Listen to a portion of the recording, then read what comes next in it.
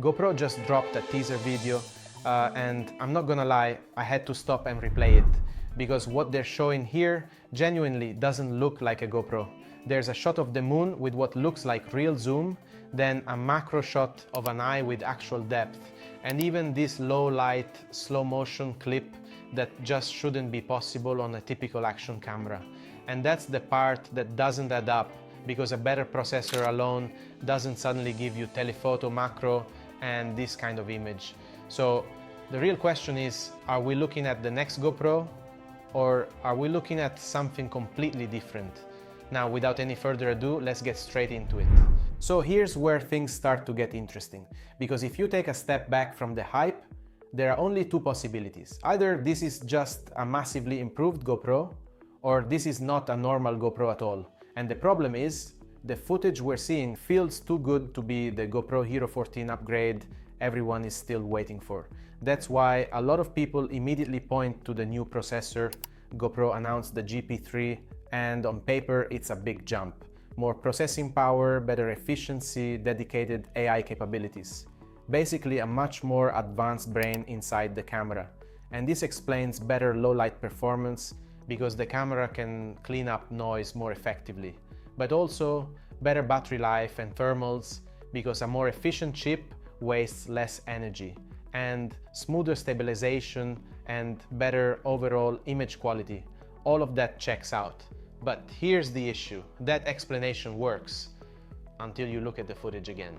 Because processing improves what's already there. It doesn't change how the image is captured in the first place. It doesn't suddenly give you a super zoom that reaches the moon. Those things come from optics and from the sensor. And this is where the whole thing starts to feel different.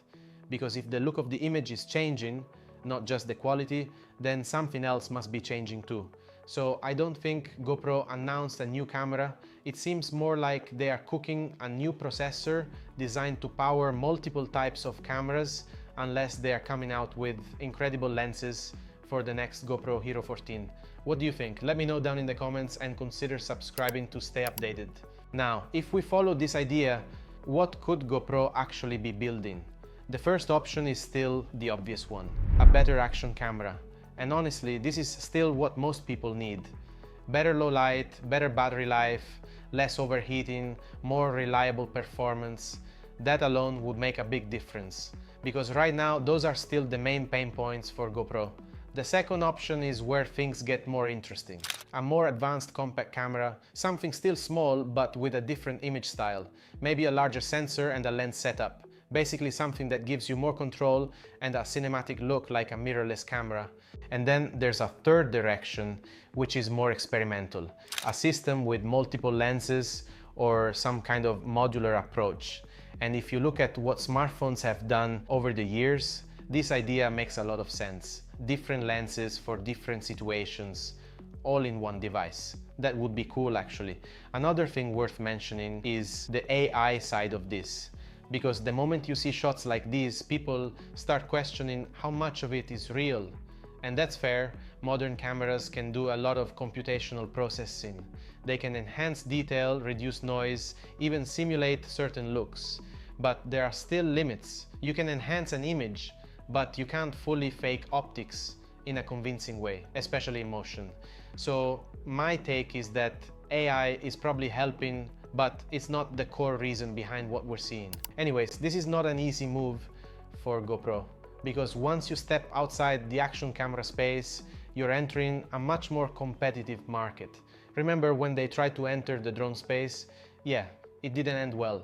And companies like Sony, Canon, Panasonic, DJI, they've been doing this for a long time. So GoPro needs to bring something genuinely different.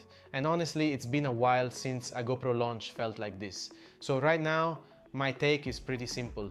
The new processor explains the improvements, but it doesn't fully explain the footage. And that gap is where all the interesting possibilities are. Now, I'm curious what you think.